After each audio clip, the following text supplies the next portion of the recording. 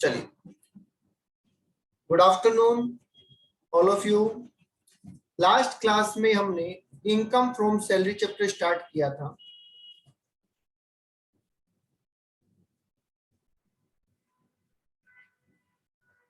ठीक है, और इनकम फ्रॉम सैलरी चैप्टर के अंदर हमने ये पढ़ा कि अगर हमें कोई भी इनकम सैलरी चैप्टर में टैक्सेबल करवानी है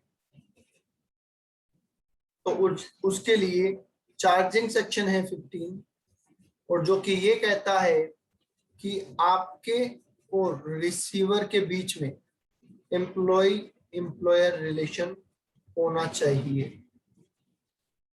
ठीक है, मतलब देने वाला कौन होना चाहिए? देने वाला होना चाहिए एम्प्लॉयर और लेने वाला होना चाहिए एम्प्लॉय, राइट? तो ही वो इनकम सैलरी हेड में आएगी, वरना वो इनकम सैलरी हेड में नहीं आएगी। फिर बात कर लेते हैं टैक्सेबिलिटी की। टैक्सेबिलिटी में हमने कहा था कि या तो सैलरी ड्यू होती है तब, या फिर सैलरी रिसीव होती है तब। दोनों में से जो भी इवेंट पहले हो जाता है उस इवेंट पे हमें टैक्स देना होता है, राइट? अब हम बात कर रहे हैं किसकी? पे स्केल की। ठीक है, यहां पे हमने एक चीज और पढ़ी थी कि प्राइवेट एम्प्लॉय की जब हम कैलकुलेशन कर रहे होते हैं एट दैट टाइम हम अप्रैल टू मार्च की कैलकुलेशन करते हैं, और जबकि हम गवर्नमेंट एम्प्लॉय की जब बात कर रहे होते हैं तो हम मार्च टू फेब की कैलकुलेशन कर रहे होते हैं, राइट? Yes, done. तो पे स्केल निकालने के लिए हमें ये बात पता होनी चाहिए, और ये बात हम कल पढ़ चुके थे, राइट? चलिए, अब पे स्केल को समझिए। क्या होता है पे स्केल? पे स्केल होता है पेमेंट करने का तरीका। सर, तरीका क्या होता है? देखो, आप जब कोई जॉब वैकेंसी देखते हैं तो कई बार आपने अगर नोटिस किया हो तो इस तरीके से लिखा हुआ रहता है,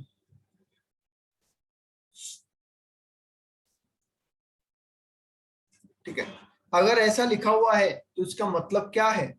इसका मतलब ये है कि ये जो अमाउंट है ये है स्टार्टिंग सैलरी पर मंथ। मतलब जब आप जॉब ज्वाइन करेंगे तो आपको स्टार्टिंग में इतने रुपए पर मंथ के मिलेंगे। ठीक है, ये जो अमाउंट है ये होगा आपका एनुअल इंक्रीमेंट, मतलब हर साल इतने पैसे आपके बढ़ेंगे। ठीक है, जब तक कि आपका अमाउंट यहां तक ना पहुंच जाए। ओके, बोलिए आगे बात समझ में। पे स्केल क्या होता है? पहला अमाउंट जो होता है वो आपकी स्टार्टिंग सैलरी पर मंथ होती है, फिर एनुअल इंक्रीमेंट होता है, और फिर सर इसका क्वेश्चन कैसे आ सकता है, थोड़ा सा बता दो। चलिए बता देते हैं। आपको लिख के दे रखा है कि मिस्टर एक्स हैं जिन्होंने जॉब ज्वाइन की, मान लीजिए 1/8/2018 को, राइट? ऑन अबो पे स्केल।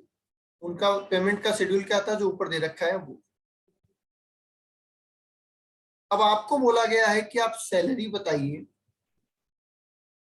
आप सैलरी बताइए, और वो भी प्रीवियस ईयर 2020-21 के लिए।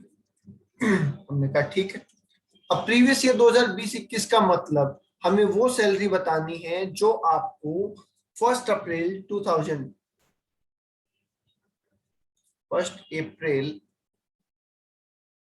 2020 से लेके 31 मार्च 2021 तक मिली है, in case of private employ, right? और गवर्नमेंट एम्प्लॉय के केस में आपको वो सैलरी बतानी है जो आपको 1 मार्च 2020 से लेके 28 फरवरी 2021 तक मिली है। बोलिए यस और नो।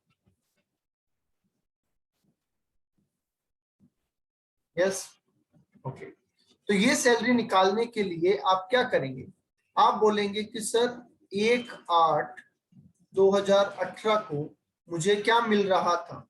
मुझे मिल रहा था 20,000 रुपए महीना। बोलिए राइट।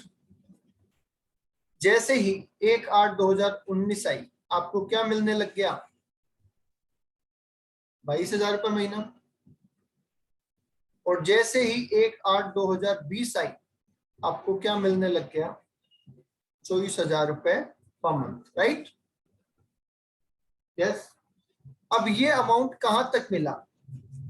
जो 1 अगस्त 2018 से मिल रहा था, क्या मैं ये कह सकता हूं 31 जुलाई 2019 तक भी मुझे यही मिल रहा था? यस। और 31 जुलाई 2020 तक भी मुझे यही मिल रहा था, और 31 जुलाई 2021 तक मुझे ये मिल रहा था। हाँ, तो ये हमने क्या बना लिया? ये हमने डिटेल पे स्केल बना लिया। उस पे स्केल का इंटरप्रिटेशन करके हमने ये निकाल लिया कि हर साल हमें क्या मिलता है। अब हमें चाहिए ये पर्टिकुलर पीरियड। पर्टिकुलर पीरियड ढूंढ लेते हैं, बड़ा आसान है। ठीक है, बिल्कुल। कैसे? मुझे चाहिए 1 अप्रैल 2020। क्या आप इस टेबल में देख के बता सकते हैं कि 1 अप्रैल 2020 को मुझे क्या मिल रहा होगा? सर 22,000 मिल रहा था। 22,000 मिल रहा था, यस। कितने महीने मिला होगा 22,000? अप्रैल, मई, जून, जुलाई, 4 महीने। यस, इसका मतलब 88,000 मुझे मिले, राइट। उसके बाद में मेरी सैलरी कितनी हो गई? 24,000। यस। और वो मुझे कितना मिला? 8 महीने, मतलब मार्च तक। तो ये कितना अमाउंट हो गया? 1,92,000। चेक कर लो एक बार। ठीक है, तो इसका मतलब मुझे पूरे साल में इतनी सैलरी मिली, 2,80,000, राइट। ठीक है, अगर मैं गवर्नमेंट एम्प्लॉय होता तो मुझे 1 मार्च 2020 में क्या मिल रहा है ये ढूंढिए। तो 22,000 ही मिल रहा है सर। कितने महीने मिलेगा? सर 5 महीने हो जाएंगे इस बार। ठीक है, इसका मतलब 1,10,000 मुझे मिल रहे थे। फिर 24,000 मिल रहा है मुझे 7 महीने, क्योंकि मुझे लेना तो फरवरी तक ही है ना। ठीक है, तो ये हो जाएगा मेरे लिए 1,54,000 हो रहा है क्या? चेक करो। नहीं, 168, 1,68,000 हो रहा होगा। यस, 1,68,000। दैट मीन्स 2,78,000 हो जाएगा मेरा, अगर मैं गवर्नमेंट एम्प्लॉय हूँ। तो समझ गए पे स्केल को कैसे इंटरप्रिटेट करना है? ये हमारी बेसिक सैलरी पर मंथ है, ये हमारा एनुअल इंक्रीमेंट है, और ये हमारा क्या हो रहा है? सैलरी का कैलकुलेशन हो रहा है। ये तो कुछ वैसा हो गया ना, वो अभी जो वीडियो चल रहा है, एक वायरल हो रहा है ना।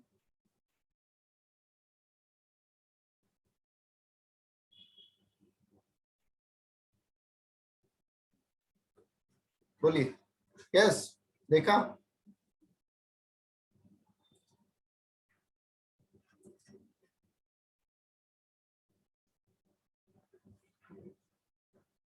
Yes sir. ओके, तो ये स्टार्टिंग सैलरी पर मंथ है, ये एनुअल इंक्रीमेंट है, और ये हमारी पूरे साल की कैलकुलेशन हो रही है, राइट।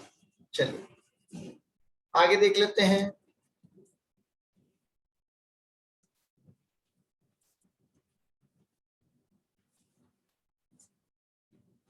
ओके, नेक्स्ट पॉइंट आता है क्या?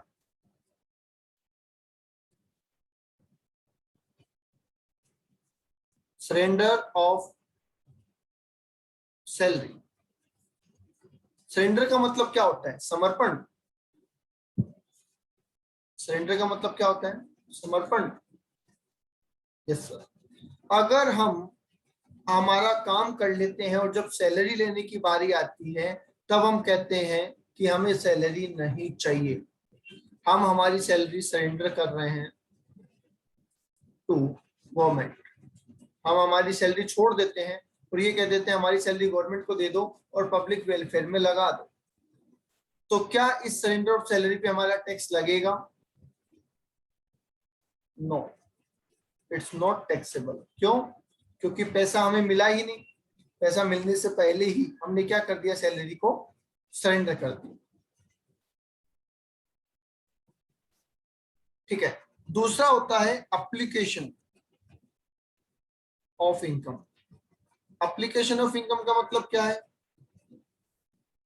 एप्लीकेशन ऑफ इनकम का मतलब है कि आपने अपनी सैलरी को यूटिलाइज किया। मान लीजिए आपको सैलरी मिली, मिलने के बाद आप उसको किसी को डोनेट कर देते हैं, आप उसको गवर्नमेंट को दे देते हैं, या आप उसका कुछ भी करते हैं, क्या वो भी आपके लिए टैक्सेबल नहीं हो? नहीं, वो तो आपके लिए टैक्सेबल है, क्योंकि वो तो यूटिलाइजेशन ऑफ मनी है। कमाने के बाद आप पैसे का क्या करोगे वो आपकी प्रॉब्लम है, उससे हमें कोई फर्क नहीं पड़ता। जैसे ही आपने इनकम कमा ली और आपने इनकम ले ली तो हम आपसे टैक्स लेंगे। बट अगर आपने इनकम ली ही नहीं और आपने वो इनकम गवर्नमेंट को सरेंडर कर दी तो फिर हम आपसे टैक्स चार्ज नहीं करेंगे। ओके, बोलिए, यहां तक कोई डाउट है किसी को? ये हमारी सैलरी चैप्टर की बेसिक बातें हैं। यहां तक किसी को कोई डाउट है तो बोल दीजिए।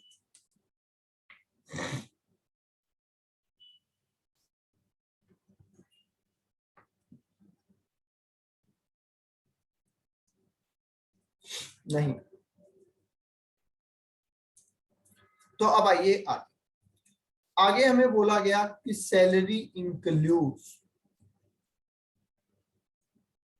सैलरी इंक्लूड्स मतलब कि जब हम जॉब करते हैं तो क्या हमें सिर्फ सैलरी मिलती है या कुछ और भी मिलता है? बताइए, जब हम जॉब करते हैं तो क्या हमें सिर्फ सैलरी मिलती है या कुछ और भी मिलता है? कुछ और भी मिलता है सर। क्या मिलता है? हमें बेसिक सैलरी मिलती है, बिल्कुल मिलती है। और क्या मिलता है? हमें बोनस मिलता है, यस। डीए मिलता है, यस। क्या कमीशन मिलता है?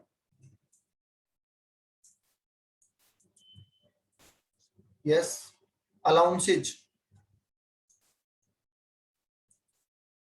क्या इंसेंटिव मिलते हैं? यस। क्या ओवर टाइम के लिए पैसा मिलता है? यस। अलाउंसेज मिलते हैं? यस सर, अलाउंसेज भी मिलते हैं। परक्यूजिट, ठीक है। और रिटायरमेंट पे भी कुछ चीजें हमें मिलती है जिनको हम रिटायरमेंट बेनिफिट कहते हैं। जिसे हम क्या कहते हैं? रिटायरमेंट बेनिफिट कहते हैं, राइट। ओके, अब वन बाय वन हम इनको समझते हैं कि इनका मतलब क्या है और ये हमें क्या कहना चाह रहे हैं। ओके,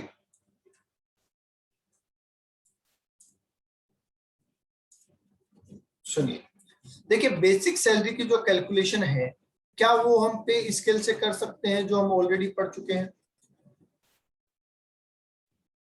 क्या हम वो पे स्केल से कर सकते हैं जो कि हम ऑलरेडी पढ़ चुके हैं? यस सर, तो वो तो हमने पढ़ लिया।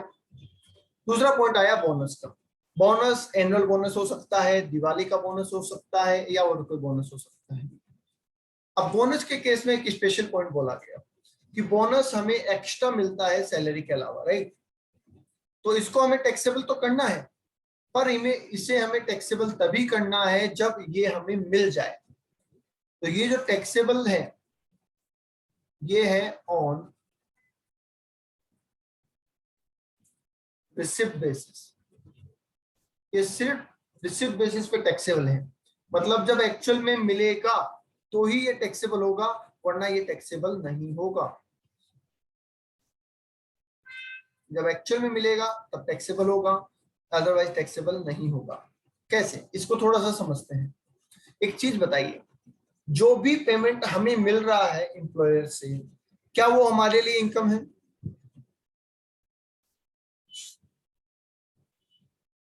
जो भी पेमेंट हमें एम्प्लॉयर से मिल रहा है क्या वो इनकम है? Yes sir. और साथ ही साथ क्या वो एम्प्लॉयर के लिए एक्सपेंस है? क्या वो एम्प्लॉयर के लिए एक्सपेंस है?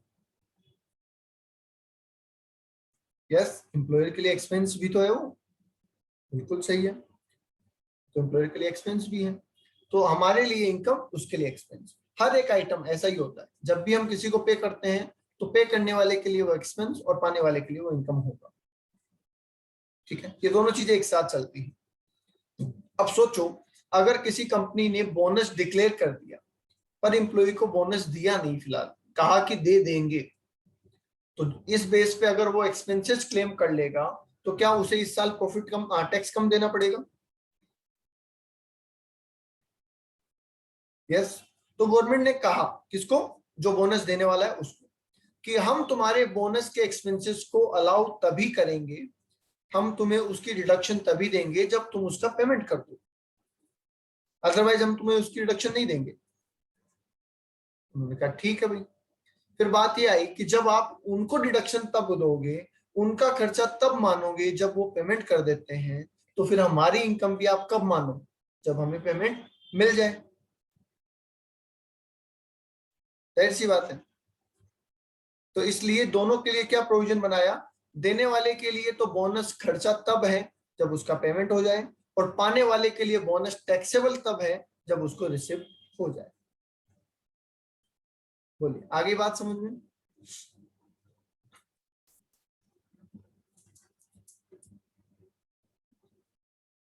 यस। अब कमीशन की बात कर लेते हैं। कमीशन जनरली उनको मिलता है जो सेल्स टाइप के जॉब में होते हैं, और ये फुल्ली टैक्सेबल है। ठीक है, पर कमीशन दो तरीके का मिलता है, ये आपको पता होना चाहिए। एक होता है फिक्स्ड कमीशन, एक क्या होता है, फिक्स कमीशन। ठीक है, और दूसरा होता है बेस्ड ऑन टर्नओवर, जिसको हम कहते हैं percentage of turnover.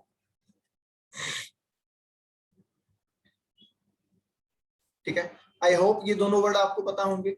Fix commission का मतलब है कि आपको महीने का फिक्स पैसा मिलेगा, चाहे आप काम कम करें और चाहे ज्यादा करें।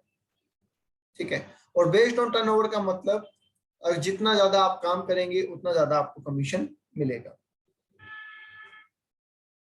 ठीक है, होता क्या है, जब सारे एम्प्लॉय एफिशिएंट होते हैं तो फिक्स कमीशन दे दिया जाता है कि भैया ठीक है, इस काम में सबको फिक्स कमीशन मिलेगा, 5,000 रुपये महीने का कमीशन मिलेगा।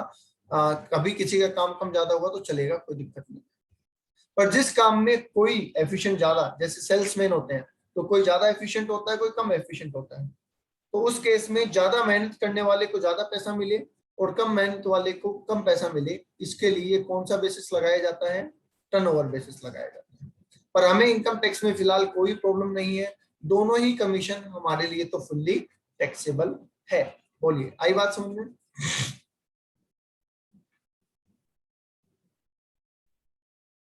Yes sir. आगे आते हैं इंसेंटिव। ये इंसेंटिव क्या है, क्या इंसेंटिव आपने फाउंडेशन में मैनेजमेंट के अंदर पढ़ा था?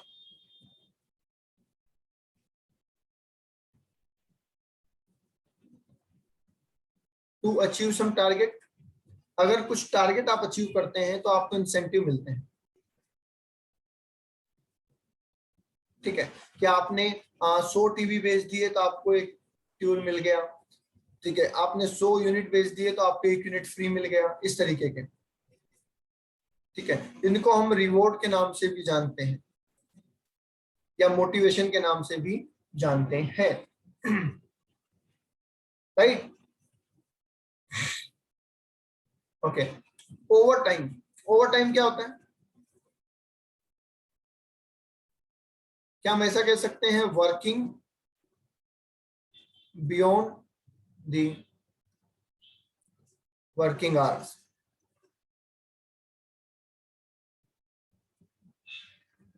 वर्किंग आवर्स से भी ज्यादा जब आप काम करते हैं तो आपको एक्स्ट्रा पैसा मिलता है, और उसे ही क्या नाम दिया गया है,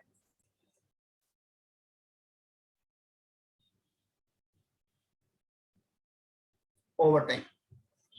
कॉस्टिंग में आपने इसके बहुत सारे मेथड पढ़े होंगे, होलसे plan, Ravan plan, grand task, ऐसे।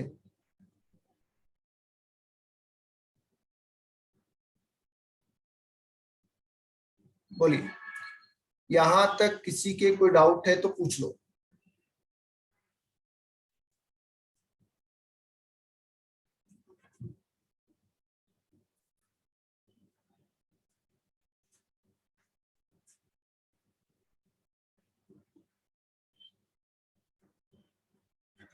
नहीं है। चलिए आगे आ जाइए। अलाउंसेज, परक्विजिट्स और रिटायरमेंट बेनिफिट, इनकी हम बात कर लेते हैं। इनकी बात हमें डिटेल में करनी है, ठीक है। सबसे पहले हम समझेंगे अलाउंसेज और परक्विजिट की दोनों की डेफिनेशन, ठीक है।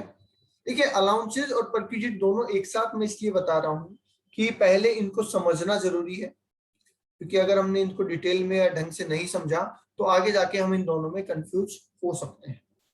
अलाउंसेज मॉनेटरी टर्म है,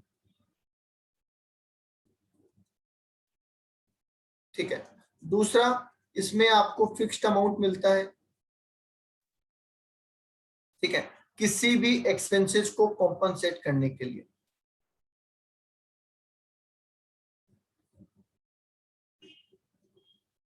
किसी भी एक्सपेंसेस को कॉम्पनसेट करने के लिए कुछ फिक्स अमाउंट मिलता है और इट्स ए मॉनेटरी टर्म। जबकि परक्विजिट के अंदर आपको नॉन मॉनेटरी फायदा होता है,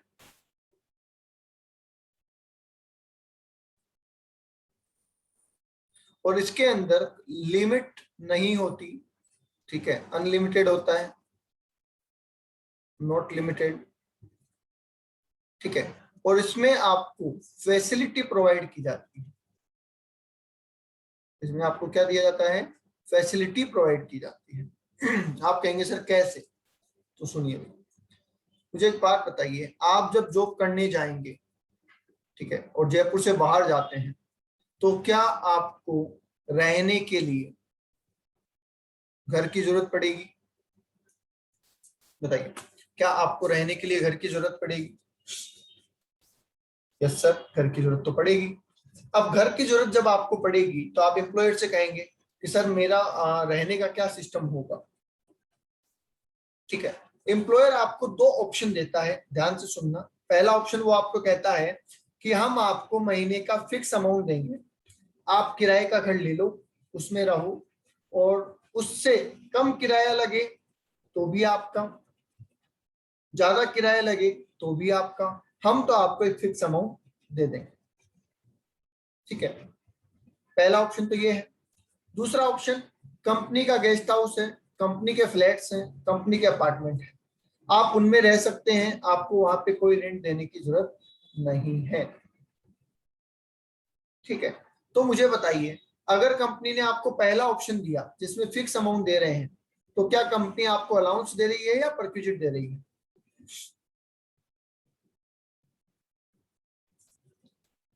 यस, अलाउंस दे रही है। और दूसरा ऑप्शन दिया जिसमें फैसिलिटी दी गई कि कंपनी के गेस्ट हाउस में या कंपनी के अपार्टमेंट में आप रह सकते हैं, तो कंपनी आपको क्या दे रही है? परक्विजिट दे रही है, बिल्कुल ठीक है। दूसरा और एग्जांपल ले लेते हैं। आपने कहा कि ठीक है सर, रहने का सिस्टम तो हो गया, अब मेरे खाने का सिस्टम क्या है? कंपनी कहती है हम आपको महीने का कुछ पैसा देंगे,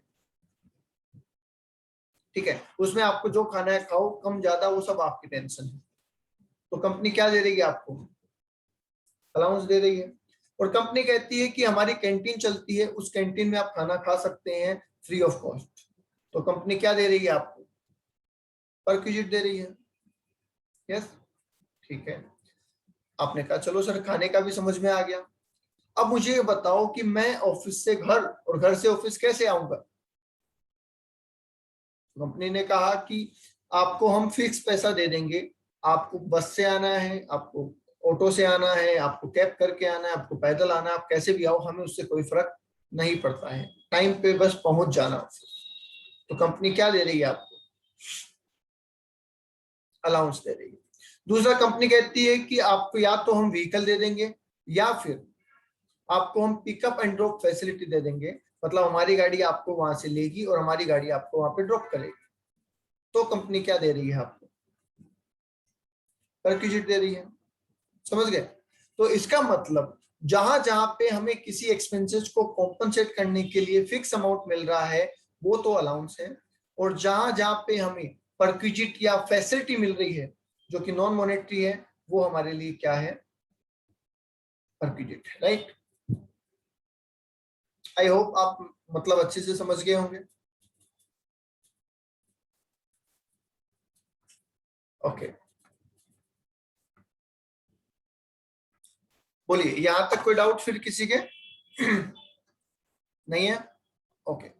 अब देखिए, समझने वाली बात क्या है ये आप ध्यान से सुनिए एक बार।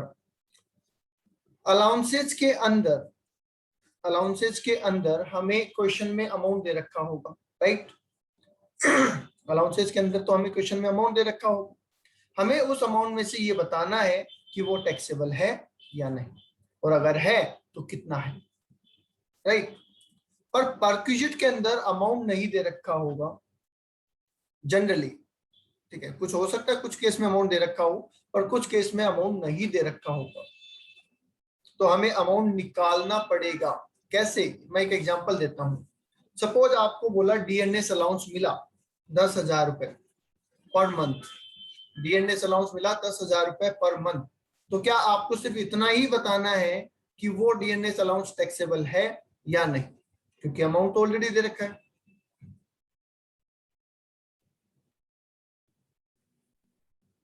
बोलिए हाँ या ना? यस। बट अगर आपको ये बोला जाए कि कंपनी की तरफ से आपको एक कार मिली है काम में लेने के लिए, कंपनी की तरफ से आपको एक गाड़ी मिली है काम में लेने के लिए, तो अमाउंट तो नहीं दे रखा, हमें तो इसका अमाउंट निकालना पड़ेगा, राइट? तो उस केस में आपको इसकी वैल्यू फाइंड आउट करनी पड़ेगी। तो यहाँ पे वन बाय वन हम चलेंगे और देखते जाएंगे कि कैसे हमें क्या करना है, राइट? चलिए, सबसे पहले हम बात कर लेते हैं अलाउंसेज की। सबसे पहले हम बात कर लेते हैं अलाउंसेज की, ठीक है? और अलाउंसेज की बात करने के लिए मैं आपको एक छोटा सा चार्ट बनवा देता हूं।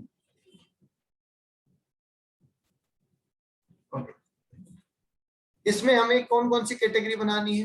पहला पहला हमें लिखना है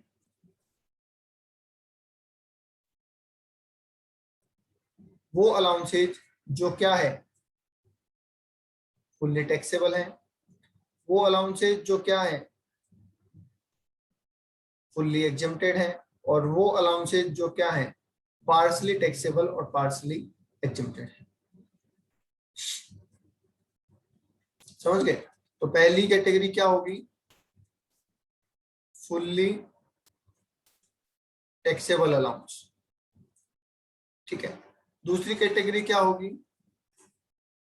फुल्ली एग्जेम्प्टेड अलाउंस। तीसरी कैटेगरी क्या होगी? Partly taxable allowance. और चौथी कैटेगरी जो बनाई गई है वो है exempted for specific person, exempted for specific person. Okay, yes. तो सबसे पहले हम पढ़ रहे हैं अलाउंसेज, और अलाउंसेज में हमने तीन चार कैटेगरी बनाई है। वो अलाउंसेज जो फुल्ली टैक्सेबल है, वो अलाउंसेज जो फुल्ली एग्जेम्प्टेड है, वो अलाउंसेज जो पार्सली टैक्सेबल है, और वो अलाउंसेज जो किसी स्पेसिफिक एम्प्लॉय के लिए टैक्स फ्री है, ठीक है? इसमें एक अलग से अलाउंस भी है हमारे पास, जिसकी कैलकुलेशन हम इन सब के अलावा करेंगे, जिसका नाम है HRA। इस अलाउंस की कैलकुलेशन हम इन सभी से हटके करेंगे, और ये कुछ हद तक टैक्स फ्री है, कुछ हद तक टैक्सेबल है, और इसकी कैलकुलेशन सेक्शन 10(13)A के अंदर, ठीक है? तो वो तो हम अलग से पढ़ेंगे। फिलहाल हमें ये देखना है कि कौन से अलाउंसेज ऐसे हैं जो फुल्ली टैक्सेबल हैं, और कौन से अलाउंसेज ऐसे हैं जो फुल्ली एग्जेम्प्टेड हैं। पहले हम बात कर लेते हैं फुल्ली टैक्सेबल अलाउंस। देखिए, अलाउंसेज वैसे तो बहुत सारे होते हैं, वैसे तो बहुत सारे अलाउंसेज होते हैं, पर हमें सिर्फ उन्हीं की बात करनी है जो ज्यादा इंपॉर्टेंट हैं, या फिर जो फ्रीक्वेंटली एग्जाम में आते हैं, राइट? तो पहला मैं आपको लिखवा रहा हूं इंटरटेनमेंट अलाउंस। पहला अलाउंस कौन सा है? Entertainment allowance. दूसरा अलाउंस बोला गया है फैमिली अलाउंस। तीसरा अलाउंस बोला गया है सर्वेंट अलाउंस। चौथा बोला गया है ओवर टाइम अलाउंस। पांचवा अलाउंस बोला गया है नॉन प्रैक्टिसिंग अलाउंस। नेक्स्ट है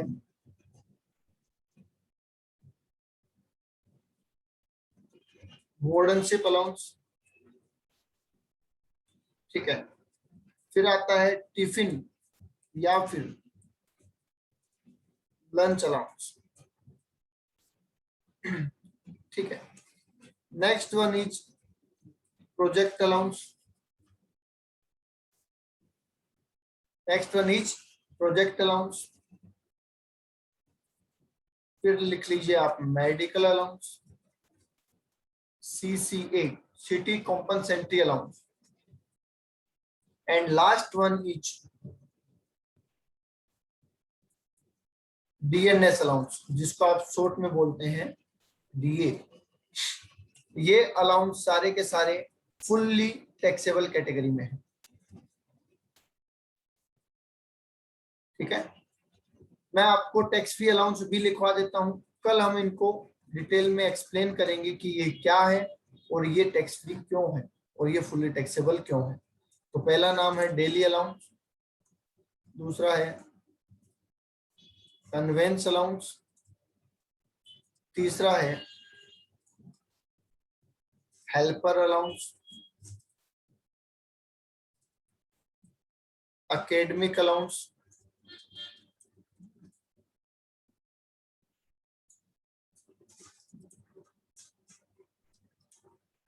ट्रेवलिंग अलाउंस, यूनिफॉर्म अलाउंस और रिसर्च अलाउंस। ठीक है, इसको असिस्टेंट अलाउंस भी कहते हैं। ओके, तो ये सारे फुल्ली टैक्सेबल अलाउंसेज हैं और ये सारे फुल्ली एग्जम्प्टेड अलाउंसेज हैं। यहां तक किसी का कोई डाउट है तो बता दीजिए।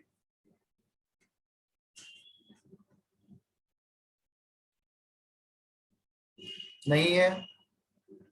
ओके, तो फिर आज के लिए इतना ही। Thank you.